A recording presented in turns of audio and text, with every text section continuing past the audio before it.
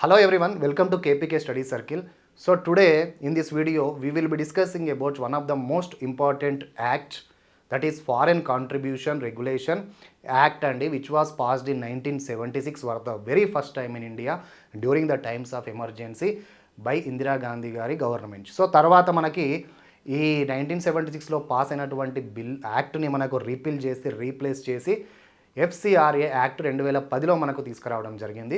So తర్వాత మనకి 2016లో కొన్ని ప్రొవిజన్స్ చేర్చడం, తర్వాత 2018లో కొన్ని ప్రొవిజన్స్ చేర్చడం, తర్వాత 2020లో కొన్ని ప్రొవిజన్స్ చేర్చడం.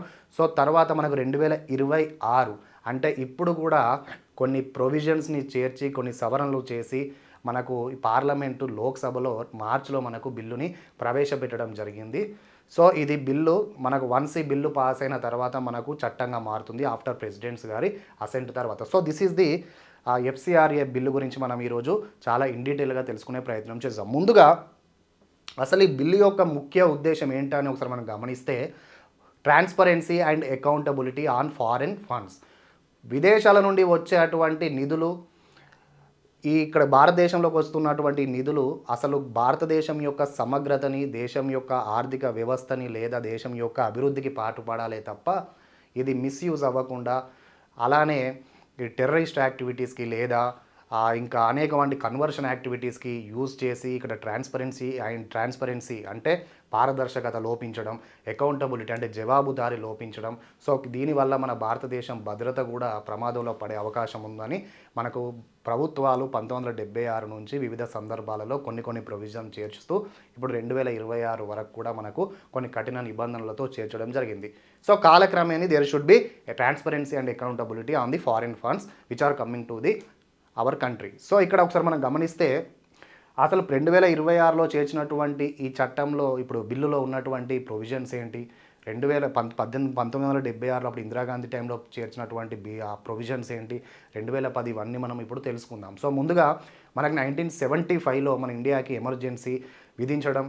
సో తర్వాత అప్పుడు ప్రభుత్వాలు ఇందులో ఇప్పుడు జరుగుతున్నటువంటి అల్లర్లలో, సో ప్రతిపక్ష పార్టీలు చేస్తున్నటువంటి ఆందోళనలో కూడా విదేశీ యొక్క హస్తం ఉందని వారు నిర్ధారణకు రావడం జరిగింది. సో ఇటువంటి ఆపే క్రమంలో మనకు 1976లో ఈ ఎఫ్సిఆర్ఏ చట్టాన్ని మొట్టమొదటిసారిగా తీసుకురావడం జరిగింది. సో తీసుకురావడమే కాకుండా కొందరిని ఈ చట్టం నుంచి కంప్లీట్గా రూపాయి తీసుకోకుండా ఫారిన్ ఫండ్స్ని కంప్లీట్గా వీరిని చేర్చడం జరిగింది. అందులో మనకు పొలిటికల్ పార్టీసు, అలానే పొలిటికల్ పార్టీస్ నుండి కంటెస్ట్ చేసే క్యాండిడేట్సు, అలానే ప్రింట్ మీడియా, అలానే జడ్జెస్, న్యాయమూర్తులు, ఇటువంటి వారిని మనకు చేర్చడం జరిగింది. So they are not suppose to take even 1 rupee from the foreign funds. So తర్వాత 2010లో ఇందులో ఉన్నటువంటి కొన్ని లోపాలను సవరించే క్రమంలో 1976 చట్టాన్ని మొత్తం రిపీల్ చేసి రీప్లేస్ చేసి మళ్ళీ 2010లో మనకు చట్టాన్ని తీసుకురావడం జరిగింది. సో ఇప్పుడు మనం ఒకసారి గమనిద్దామండి కంప్లీట్గా ఈ పిక్చర్ని. అప్పుడు ఉన్నటువంటి ప్రొవిజన్స్ ఏంటి, తర్వాత మార్చినటువంటి ప్రొవిజన్స్ ఏంటి, ఇప్పుడు 2026లో చేర్చినటువంటి ప్రొవిజన్స్ ఏంటి అనే విషయాన్ని మనం ఇప్పుడు చాలా ఇన్ డీటెయిల్గా తెలుసుకుందాం. సో ఒకసారి గమనిస్తే ఇక్కడ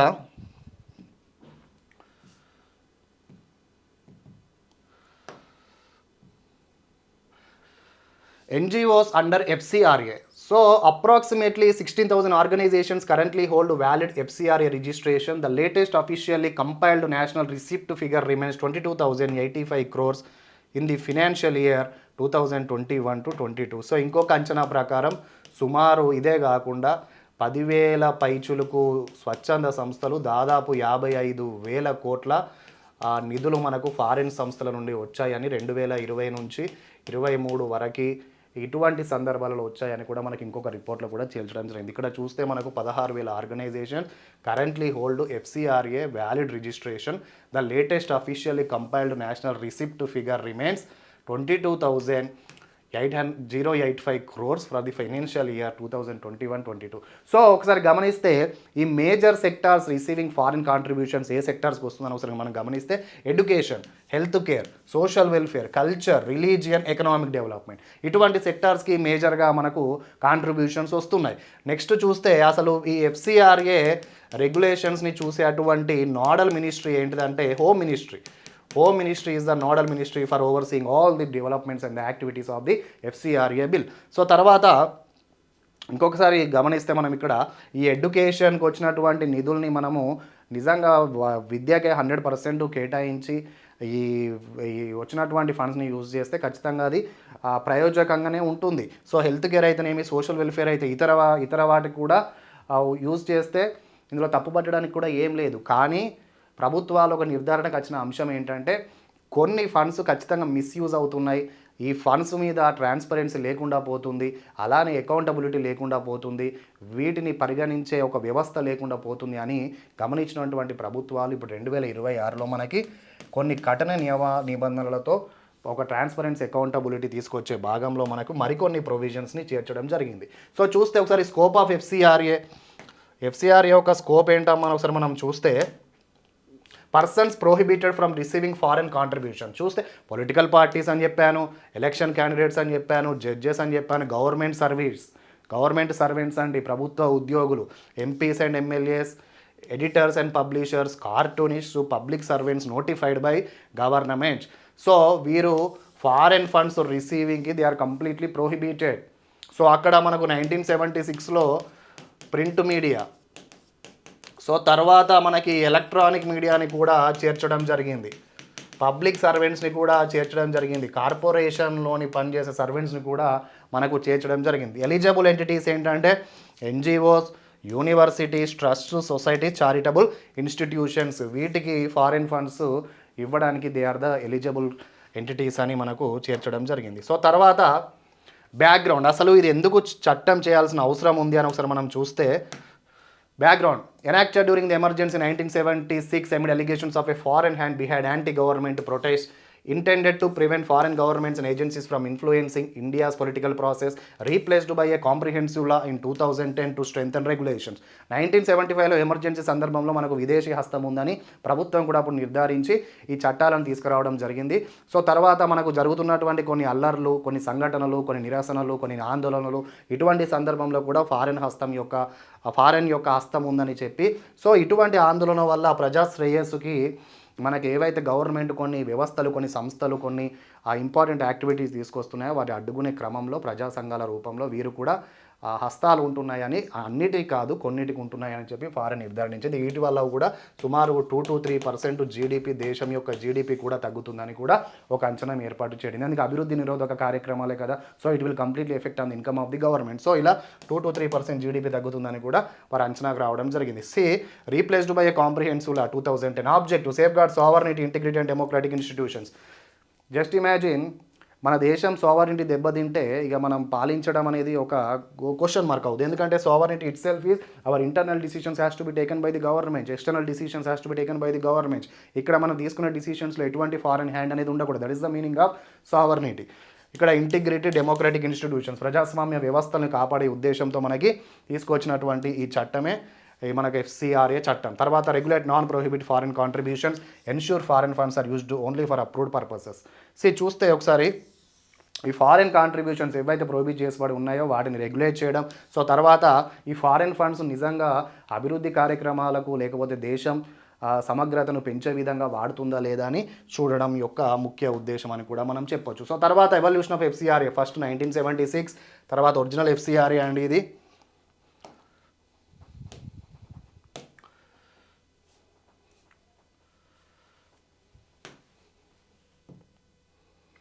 ఎవల్యూషన్ ఆఫ్ ఎఫ్సిఆర్ఏ ఇయర్ వచ్చేసి 1976.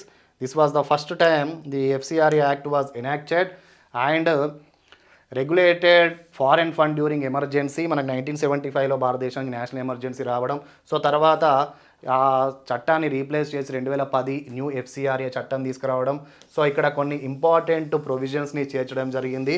ఇంతకుముందు ఏంటంటే ఒక్కసారి రిజిస్ట్రేషన్ చేస్తే ఇది compulsory, it's enough, life long అనేది ఉండేది. సో తర్వాత ఇది తీర్చేసి మనకు నెక్స్ట్ చట్టంలో 5 yearsకి ఒకసారి రిజిస్ట్రేషన్ చేసుకోవాలి, దట్ ఈజ్ రెన్యువల్ అని కొత్తగా మనకు 2010 చట్టంలో చేర్చడం జరిగింది. 2020లో మనకు మేజర్ అమెండ్మెంట్ ఏంటంటే stricter compliance and transparency, more transparency గురించి చేసినటువంటి చట్టమే మనకు 2020. ఇప్పుడు ప్రపోజ్డ్ అమెండ్మెంట్ ఏం చెప్తుందంటే regulation of foreign funded assets and enhanced oversight అని కూడా చెప్పింది. సో ఇక్కడ చూస్తే మనకి ఇదే కాకుండా 2016, 2018లో కూడా మనకు కొన్ని సవరణలు చేయడం జరిగింది. ఎందుకంటే ఇక్కడ ఫారెన్ ఫండ్ అంటే ఏంటి అనే ఒక అంశం కూడా చర్చకు వచ్చిందండి. సో దీనిలో భాగంగా మనకు ఫినాన్స్ యాక్ట్ 2016 ప్రకారం మనకు కీలకమైన ఒక అంశాన్ని చేర్చడం జరిగింది. అందులో భాగంగా విదేశీ కంపెనీలు ఏవైతే ఇక్కడ సబ్సిడీరియస్గా వ్యవహరిస్తున్నటువంటి కంపెనీస్లో ఫారెన్ డైరెక్ట్ ఇన్వెస్ట్మెంట్స్ భారతదేశం ప్రవేశపెట్టినటువంటి ఇటువంటి అంశాల్లో దాని పరిమితులకు లోబడి ఇక్కడ చట్టానికి అనుగుణంగా ఉన్నటువంటి కంపెనీస్ నుండి విరాళాలు పొందినటువంటి పొలిటికల్ పార్టీసు అవి చట్టబద్ధమే అని చెప్పడం జరిగింది. ఎప్పటివరకు చట్టబద్ధం అంటే 2010 నుంచి చట్టబద్ధం అని చెప్పింది. 2016లో తీసుకొచ్చారు ఇది. సో తర్వాత మనకు 2018లో ఇది కేవలం 6 సంవత్సరాలు ఇచ్చారు. మరి 1976 నుంచి కూడా చాలా రాజకీయ పార్టీలు ఫారెన్ ఫండ్స్ని తీసుకోవడం జరిగింది కదా అనే అంశం వచ్చినప్పుడు ఇది 1976 నుంచి వర్తిస్తుంది అని చెప్పడం జరిగింది. సో ఇక్కడ ఫారెన్ కంపెనీస్ ఇక్కడ కంపెనీలు నడుపుతూ ఉంటాయి. సో భారత చట్టానికి అనుగుణంగా వ్యవహరిస్తూ ఫారెన్ కంపెనీలకు సబ్సిడీరియస్గా ఉంటూ ఫారెన్ డైరెక్ట్ ఇన్వెస్ట్మెంట్ పరిమితులకు లోబడి ఇక్కడ వ్యవహరిస్తున్నప్పుడు ఖచ్చితంగా ఫారెన్ ఫండ్స్ అనేది so it doesn't come and anti చట్టబద్ధంగానే ఈ వ్యవహరించాల్సిన అవసరం ఉంది అని కూడా వీరు ఈ చట్టంలో మనకు పేర్కొనడం జరిగింది. So this is the 2 important aspects which was enacted in the 2016 and 2018 సవరణ అమెండ్మెంట్స్. 2020లో చూస్తే స్ట్రిక్టర్ కాంప్లియన్స్ అండ్ ట్రాన్స్పరెన్సీ 2026లో మళ్ళీ ఇప్పుడు మనకు కొత్తగా తీసుకురావడం జరిగింది. సో తర్వాత why was FCRA replaced in 2010? అసలు ఎందుకు రీప్లేస్ చేశారని గమనిస్తే డెఫిషియన్సీస్ ఇన్ 1976 యాక్ట్ ఇంతకుముందు మనం చెప్పుకున్నామండి. రిజిస్ట్రేషన్ ఒక్కసారి చేసుకుంటే అది లైఫ్ లాంగ్ వ్యాలిడిటీ ఉంటుంది. సో తర్వాత దాని మీద నియంత్రణ లేకపోతుండే, there is no weak monitoring ఉండే. అప్పుడు డైవర్షన్ ఆఫ్ ఫారిన్ ఫండ్స్ కంప్లీట్గా మిస్యూజ్ అవ్వడం. Next misuse of religious conversion and political activities, misuse for religious conversion, ఈ ఫండ్స్ని రిలీజియన్స్ మత మార్పిడులకు ఉపయోగపడుతున్నారని నిర్ధారించడం. తర్వాత no effective renewal mechanism, renewal చేసే అవకాశం లేదు. ఎందుకంటే వన్స్ ఒక్కసారి మనము రిజిస్ట్రేషన్ చేసుకున్నారంటే ఆ వ్యాలిడిటీ అనేది పర్మనెంట్ అని పెట్టడం జరిగింది. సో ఇటువంటి అంశాలని, ఇటువంటి లూప్ హోల్స్ని సరిదిద్దే క్రమంలో మనకి 2010లో మేజర్ రీఫార్మ్స్ని తీసుకురావడం జరిగింది. అందులో ఈ పర్మనెంట్ తీసేసి registration is valid for 5 years అని పెట్టడం. ఖచ్చితంగా రెన్యూవల్ చేసుకోవాలి. ఒక FCRA ఒకటి మనం ఖచ్చితంగా నమోదు చేసుకున్నప్పుడు మళ్ళీ 5 yearsకి 100% it should be renewed. So తర్వాత అడ్మినిస్ట్రేటివ్ ఎక్స్పెండిచర్ అనేది 50%కి పెట్టడం జరిగింది. అడ్మినిస్ట్రేటివ్ ఎక్స్పెండిచర్ జీతాలు అయితేనేమి, మెయింటెనెన్స్ అయితేనేమి, ఖర్చులు అయితేనేమి, ఇటువంటి అన్నిటినీ 50% లిమిట్ని పెంచడం జరిగింది. సో తర్వాత ప్రభుత్వం సూపర్విజన్ అనేది స్ట్రాంగర్ చేయడం, ప్రభుత్వ నియంత్రణ కూడా ఇందులో మనకు చేర్చడం జరిగింది. ఇక్కడ there is no proper government intervention, but here you can see stronger government intervention. So అందుకే మనకి ఈ చట్టాన్ని చేర్చడం జరిగింది అప్పుడు ఉన్నటువంటి ప్రధానమంత్రి గారు మన్మోహన్ సింగ్. నెక్స్ట్ అండి ఇక్కడ చూస్తే FCRA అమెండ్మెంట్ యాక్ట్ 2020లో మరి సవరణలు ఎందుకు చేశారు, కీలకమైన ప్రొవిజన్స్ని ఎందుకు చేర్చడం జరిగింది అని ఒకసారి గమనిస్తే transfer restriction, foreign contribution cannot be transfer to another FCRA registered organization. ఇంతకుముందు ఏం చేశారు, ఒక పెద్ద సంస్థ వ్యవహరిస్తున్నటువంటి స్వచ్ఛంద సంస్థలు తమ యొక్క కాంట్రిబ్యూషన్ని ఒక చిన్న సంస్థకి ట్రాన్స్ఫర్ చేసే అవకాశం ఉండేది. కానీ ఇప్పుడు 2020లో దీన్ని కంప్లీట్గా రెస్ట్రిక్ట్ చేయడం జరిగింది. ఎటువంటి ట్రాన్స్ఫర్ చేయొద్దు అని పెట్టడం జరిగింది. సో తర్వాత Aadhaar requirement has made mandatory Aadhaar for office bearers and key functionaries. Aadhaar has made compulsory in the 2020 act. Single FCRA bank account, all foreign donations must be received only through SBI parliament street branch New Delhi. ఈ 2010లో మనకు SBI బ్రాంచ్లో account ఉండాలని చెప్పారు FCRA. ఈ 2020లో ఏం చేశారంటే ఈ FCRA account ఎక్కడ ఓపెన్ చేయాలంటే ఖచ్చితంగా ఈ ఢిల్లీలో ఉన్నటువంటి బ్యాంకులోనే ఓపెన్ చేయాలి అని చెప్పడం జరిగింది. ఎక్కడ అది పార్లమెంట్ స్ట్రీట్ బ్రాంచ్ న్యూఢిల్లీలోనే ఓపెన్ చేయాలని మనకి చట్టంలో చేర్చడం జరిగింది. అడ్మినిస్ట్రేటివ్ ఎక్స్పెన్సెస్ ఇంతకుముందు మనకు 50% పెట్టారండి, దానిని 30% తగ్గించి మళ్ళీ 20%, అంటే 30% తగ్గించడం కాదు, 50% నుంచి 20%కి తగ్గించడం జరిగింది శాలరీస్కి, ఎక్స్పెన్సెస్కి, ఇటువంటి తదితర అంశాలకి. సో తర్వాత registration May remain suspended up to 360 days. మనకి రిజిస్ట్రేషన్ని ఫస్ట్ 180 రోజులకు పెట్టడం జరిగింది. సో తర్వాత ఇంకొక 180 రోజులకు పెంచి 365 days అండి, ఇది 360 కాదు, అంటే సంవత్సరం పాటు రిజిస్ట్రేషన్ని సస్పెండ్ చేసే అధికారం ఇక్కడ మనకి ఇవ్వడం జరిగింది. సో ఇంతకుముందు 180 నిబంధనను కూడా మనకు పెంచడం జరిగింది 365 days. Renewal enquiry government empower to verify complaints before renewal. So renewal చేస్తున్నా అని సింపుల్గా మనకు చేసుకోవడానికి అవకాశం లేదు. ఖచ్చితంగా గవర్నమెంట్ అనేది ఎంక్వైరీ ద్వారా ఇది నిజంగా చట్టానికి అనుగుణంగా చట్టబద్ధంగా వ్యవహరిస్తుందా ఇవన్నీ చూసి మనకు రెన్యువల్ చేసే క్రమంలో మనకు ఈ కొత్త ప్రొవిజన్ని చేర్చడం జరిగింది. సో తర్వాత proposed FCR amendment bill 2026. So మనం అసలైన టాపిక్ ఇప్పుడండి.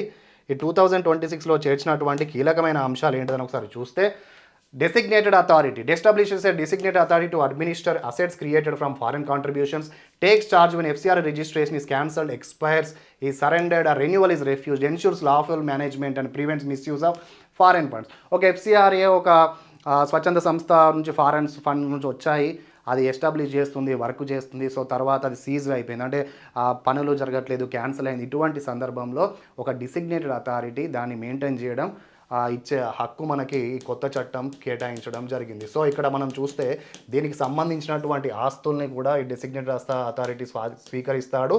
సో తర్వాత ఈ ఫండ్స్ని కూడా ప్రజల సంక్షేమానికి కూడా వాడే అవకాశం మనకు ఈ కొత్త ప్రొవిజన్ మనకు చేర్చడం జరిగింది. పీపుల్స్ వెల్ఫేర్కి కూడా మనకి సంస్థల యొక్క ఆస్తుల్ని కూడా వాడవచ్చు. So this is the provision అండి. వెస్టింగ్ ఆఫ్ ఫారెన్ ఫండెడ్ అసెట్స్ చూస్తే, assets acquired using foreign contributions, land, buildings, schools, hospitals, vehicles etcetera May west permanently with the central government applies where the organization fails to legal registration with the prescribed way, prevents diversion or unauthorized disposal of public interest. ఇదే చెప్పాను ఇంతకుముందు. దానికి సంబంధించినటువంటి ల్యాండ్స్ని, బిల్డింగ్స్ని, స్కూల్స్ని, హాస్పిటల్స్ని, వెహికల్స్ని etcetera vest permanently with the central government స్వీకరించే అధికారం మనకు డెసిగ్నేటెడ్ అథారిటీకి, మనకు ఒక సపరేట్ డెసిగ్నేటెడ్ అథారిటీకి ఇవ్వడం జరిగింది. సో వారు స్వీకరించవచ్చు. Prevents diversion or unauthorised disposal of public interest assets. So next, provisional custody of assets. Government may assume temporary custody of foreign funded assets during suspension, cancellation or pending proceedings. Next, restrict to transfer, sale, encumbrance or misuse until the final decisions, ensures continuity of assets meant for public welfare. Next వచ్చేసి FCRA registration will specify the approved purpose, education, health, culture, religion, economic or social welfare. Registration also will define the states or union territories where activities are permitted, prevents diversion of foreign funds to unapproved sectors or regions. ఇక్కడ చూస్తే purpose specific registration, అలానే provisional custody of assets, ఇటువంటి అంశాలని కూడా మనకు ఇందులో చేర్చడం జరిగింది. వాళ్ళు క్లియర్ కట్గా ఎఫ్సిఆర్ రిజిస్ట్రేషన్ చేసుకున్నప్పుడే అది ఎడ్యుకేషన్కి సంబంధించిందా, హెల్త్కి సంబంధించిందా, కల్చర్కి సంబంధించిందా, రిలీజియన్కి, ఎకనామిక్, సోషల్ వెల్ఫేర్ అనే అంశాన్ని కూడా చాలా క్షుణ్ణంగా, చాలా వివరంగా తెలుసుకునే ప్రయత్నం చేస్తారు. అక్కడ కూడా రిజిస్ట్రేషన్ సందర్భంలో కూడా ఏ స్టేట్కి, ఏ యూనియన్ టెరిటరీకి ఇటువంటి అంశాలు మనకు స్వీకరిస్తున్నారు, పర్మిట్ చేస్తున్నారు అనే అంశాలని కూడా మనకు చూస్తారు. అలానే prevents diversion of foreign funds to unapproved sectors or regions. ఇక్కడే మనకు రిజిస్ట్రేషన్ సందర్భంలోనే ఎక్కడైతే మనకు అన్అప్రూవ్డ్ సెక్టార్స్ ఆర్ రీజియన్స్ ఉంటాయో అక్కడ డైవర్షన్, అంటే ప్రివెంట్స్ డైవర్షన్, వాటికి ఇచ్చే క్రమంలో కంప్లీట్గా మనకు ప్రివెంట్ చేసే అవకాశం కూడా మనకి చట్టంలో చేర్చడం జరిగింది. సో తర్వాత supreme court judgement 2022, which is one of the most important judgement అండి. దీనికి సంబంధించినటువంటి జడ్జిమెంట్ ఒకసారి అప్పుడు ఏం చెప్పారో చూస్తే, Noel Harper versus union of India case అండి. ఇది supreme court upheld the 2020 amendments. Observation చూస్తే, article 19 guarantees the right to form associations. మనకు ఆర్టికల్ 9లో 6 ఉంటాయి, అందులో రైట్ టు ఫార్మ్ అసోసియేషన్స్ కూడా one of the article. Receiving foreign contributions is not a fundamental right. So receiving foreign contribution is not a fundamental right. Foreign funding is a statutory privilege. So ఫైనల్గా మనకు చెప్పినటువంటి అంశం ఏంటంటే, government regulate foreign funding to protect national security, sovereignty, democratic institutions and public order. So గవర్నమెంట్కి foreign ఫండ్స్ని regulate చేసే బాధ్యత ఉంటుంది అని మనకు సుప్రీంకోర్టు జడ్జిమెంట్ ద్వారా చెప్పడం జరిగింది. ఎందుకంటే to prevent national security, sovereignty, democratic institutions and also public order. So ప్రభుత్వానికి నియంత్రించే హక్కు ఉంటుంది కాబట్టే మనకు ఈ చట్టాలు అనేటివి చేస్తున్నారు. భారతదేశం సమగ్రతని, భారతదేశం యొక్క డెమోక్రసీని, భారతదేశం యొక్క సావర్నిటీ, ఇంటిగ్రిటీని, ఇటువంటి అంశాలని కాపాడేది ప్రభుత్వాలే కాబట్టి వారికే ఈ హక్కులు ఉంటాయని మనకు సుప్రీంకోర్టు జడ్జిమెంట్ ద్వారా మనకు క్లియర్ కట్గా అర్థమవుతుంది. ఇక్కడ చూస్తే article 19 guarantees the right to form associations అని చెప్పారు. But receiving foreign contributions is not a fundamental right అని కూడా మనకు మెన్షన్ చేయడం జరిగింది. ఇది స్టాచ్యుటరీ ప్రివిలేజ్ అనే మనకి చెప్పడం జరిగింది. సో దీస్ గవర్నమెంట్స్ వ్యూ ఏంటిదంటే క్రిటిక్స్ వ్యూ. గవర్నమెంట్ ఏం చెప్తుంది, క్రిటిసైజ్ చేసేవారు ఈ అంశాల గురించి ఏం చెప్తున్నారంటే, గవర్నమెంట్ ఏం చెప్తుంది, ఫస్ట్ ఇది భారతదేశం యొక్క సమగ్రతను కాపాడుతుంది అని ఫస్ట్ మనకు చెప్పడం జరిగింది. వీళ్ళు ఏం చెప్తున్నారు క్రిటిక్స్, ఎక్స్పాండ్స్ ఎగ్జిక్యూటివ్ కంట్రోల్, భారతదేశాన్ని కంప్లీట్గా ఎగ్జిక్యూటివే కంట్రోల్ చేసే అంశంలో తీసుకొచ్చినటువంటి చట్టమే ఇది అని వీరు చెప్తున్నారు. అలానే నెక్స్ట్ గవర్నమెంట్ ఏం చెప్తుందంటే విదేశీయుల యొక్క ఇంటర్ఫియరెన్స్ ఈ చట్టం తీసుకురావడం వల్ల తగ్గుతుంది, ప్రివెన్షన్ చేయవచ్చు అని చెప్తున్నారు. వీళ్ళు ఏం చెప్తున్నారంటే ఈ సివిల్ సొసైటీస్కి, స్వచ్ఛంద సంస్థలకి నియంత్రించే క్రమంలో తీసుకొచ్చినటువంటి అంశం ఇదని వీరు చెప్తున్నారు. ఇంప్రూవ్స్ ట్రాన్స్పరెన్సీ, ఇక్కడ వీరు ఏం చెప్తున్నారంటే పారదర్శకత పెరుగుతుంది అని వీరు చెప్తున్నారు. వీరేం చెప్తున్నారంటే ఇబ్బందులు అవుతాయి అని కూడా వీరు చెప్తున్నారు. హయ్యర్ కాంప్లియన్స్ బర్డెన్ అని చెప్తున్నారు. ప్రివెంట్స్ ఫండ్ డైవర్షన్, ఫండ్స్ ఎప్పుడైతే మిస్యూజ్ అవుతున్నాయో దాన్ని కంప్లీట్గా ప్రివెంట్ చేస్తుంది అని గవర్నమెంట్ చెప్తుంది. అదే క్రిటిక్స్ వచ్చేసి మే డిస్కరేజ్ జెన్యూన్ ఎన్జిఓస్, నేను అదే చెప్పాను, ప్రతి ఒక్క ఎన్జిఓ అలా ఉంటుందని కాదు, ఏదో ఒకటో రెండో హ్యాండ్ఫుల్ ఆఫ్ ఉంటాయి. సో అటువంటి కూడా వీళ్ళని ఏం చేస్తుంది, ఇటువంటి కీలకమైన అంశాలు చేయడం వల్ల వాళ్ళని జెన్యూన్ ఎన్జిఓస్ కూడా ఒక అభద్రతా భావానికి లోనయ్యే ప్రమాదం ఉందని ఈ క్రిటిక్స్ వారు చెప్పడం జరుగుతుంది. సో తర్వాత enhances accountability, next scope for selective enforcement. ఇక్కడ చూస్తే గవర్నమెంట్ ఏమో ఇది జవాబుదారీతనంగా ఉంటుంది, వీళ్ళు మాత్రం ఇది ఈ స్కోప్ ఫర్ సెలెక్టివ్ ఎన్ఫోర్స్మెంట్ అంటే ఎన్ఫోర్స్మెంట్ అమల్లోకి రావడం, సెలెక్టివ్గా అమల్లోకి రావడం అనే ఉద్దేశంతో మనకి ఇది తీసుకొచ్చారని ఈ క్రిటిక్స్ వారు చెప్పడం జరుగుతుంది. సో ఫైనల్లీ మనము దీని ద్వారా ఏం కన్క్లూడ్ కావచ్చు అంటే, ఒకసారి చూస్తే మనకి ఇన్ని పెట్టారండి. ఇక్కడ ఇదొక్కటి చూస్తాం ఒకసారి. ప్రొవిజన్ 2010లో రిజిస్ట్రేషన్ 5 years పెట్టారు, 2020లో కూడా 5 years.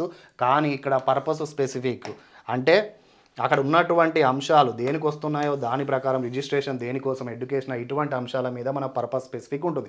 అడ్మినిస్ట్రేటివ్ ఎక్స్పెన్సెస్ వచ్చేటప్పుడు 50%, 2020లో 20%, ఇప్పుడు కూడా 20%. ఫండ్ ట్రాన్స్ఫర్ అనేది ఇక్కడ ఎలౌడ్, ఇక్కడ ప్రోహిబిటెడ్, ఇక్కడ ప్రోహిబిటెడ్. సో ఇంతకుముందు మనకి ఒక సంస్థ నుండి ఇంకో సంస్థకి ఫండ్ అనేది ట్రాన్స్ఫర్ అయ్యేది, కానీ ఇప్పుడు అది 2020లో ప్రోహిబిటెడే, మళ్ళీ ఇప్పుడు కూడా ప్రోహిబిటెడే. నెక్స్ట్ ఫండ్ ఇక్కడ ఎఫ్సిఆర్ఏ బ్యాంక్ అకౌంట్ అప్పుడు ఎనీ బ్యాంక్లో ఉండేది. సో 2020లో ఎస్బీఐ పార్లమెంట్ స్ట్రీట్లోనే పెట్టడం జరిగింది, ఇప్పుడు కూడా సేమ్. నెక్స్ట్ రెన్యువల్, ఇంతకుముందు రొటీన్, ఇప్పుడు ఎంక్వైరీ అలౌడ్, స్ట్రిక్టర్ ఎలిజిబిలిటీ. ఇంతకుముందు డైరెక్ట్గా మనకు రెన్యువల్ చేసే అవకాశం 2010 బిల్లు చట్టం మనకి ఇచ్చింది. సో ఇప్పుడు ఏంటంటే ఎంక్వైరీ చేసే హక్కును కూడా మనకు 2020లో పెట్టడం జరిగింది. ఇప్పుడు ఇంకా స్ట్రిక్టర్గా ఈ అంశాన్ని చేర్చడం జరిగింది. Asset management, not specified, limited government custody and vesting. ఇప్పుడు చూస్తే మనకి అప్పుడు అసెట్ మేనేజ్మెంట్ ఒకవేళ సీజ్ అయినా, ఒకవేళ క్యాన్సిల్ అయినా, లేకపోతే వాళ్ళ కార్యకలాపాలు ఆపిన అక్కడ ఉన్నటువంటి ఆస్తులు ఇవన్నీ స్వీకరించడానికి ఇక్కడ ఏం మెన్షన్ చేయలేదు. కానీ ఇక్కడ ఒక డెసిగ్నేటెడ్ అథారిటీని మెన్షన్ చేయడం జరిగింది, డెసిగ్నేటెడ్ అథారిటీని. సో తర్వాత ట్రాన్స్పరెన్సీ, మోడరేట్. ఇంతకుముందు ఇందులో ట్రాన్స్పరెన్సీ ఉందంటే తక్కువ, మోడరేట్ మధ్య రకంగా, ఇక్కడ హై, ఇప్పుడు వెరీ హై. అంటే మనకు ఫైనల్గా ఇది తీసుకొచ్చింది ఎందుకంటే ట్రాన్స్పరెన్సీ, అకౌంటబిలిటీ కోసమే. అటు జవాబుదారీతనం ఉండాలి, ఇటు నెక్స్ట్ ఏమంటారు ట్రాన్స్పరెన్సీ, పారదర్శకత ఉండాలి. ఎందుకంటే ఫారిన్ ఫండ్స్ ఎటువంటి సందర్భంలో మిస్యూజ్ అవ్వదు, అది దేశం భద్రతని భంగం కలిగించే ప్రయత్నం చేయకూడదు. ఆ ఫండ్స్ ఏవైతే వస్తున్నాయో కేవలం దేశం యొక్క అభివృద్ధికి పాటుపడాలి. So there should be transparency and accountability కోసమే మనకి ఇంకా కఠినమైన నిబంధనలతో మనకు ఈ చట్టాన్ని తీసుకురావడం, ఈ బిల్లుని తీసుకురావడం జరిగింది. బిల్లుని తీసుకొచ్చి లోక్సభలో పెట్టడం జరిగింది. ఇది త్వరలోనే పాస్ అవుతుందని ఆశిద్దాం. సో ఇదండి, ఎందుకంటే ప్రభుత్వాలకి ఖచ్చితంగా మనకు వాళ్ళకు ఉన్నటువంటి సమాచారం ప్రకారం కొన్ని సందర్భాలలో మనకు విదేశీయులు ఇండియా ఇంటర్నల్ అఫైర్స్లో కూడా ఇన్వాల్వ్ అవుతున్నారు. ఇక్కడ జరిగే అటువంటి ఆందోళనలకి వీరి యొక్క హస్తం కూడా ఉందని వారు నిర్ధారించుకున్నారు. కాబట్టి ఇటువంటి చట్టాలను అప్పుడు ఇందిరాగాంధీ గారు అయితేంది, తర్వాత మన్మోహన్ సింగ్ గారు అయితేంది, ఇప్పుడు నరేంద్ర మోడీ గారు అయితేంది, మనకు కాలక్రమేణా కొన్ని ప్రొవిజన్ చేరుస్తూ ఈ చట్టానికి మరింత బలం చేకూరుస్తూ ప్రభుత్వాలు వ్యవహరిస్తున్నాయని కూడా చెప్పవచ్చు. So finally as a citizens of India we should protect our sovereignty along with the government integrity and let's be united అండి. Thank you all.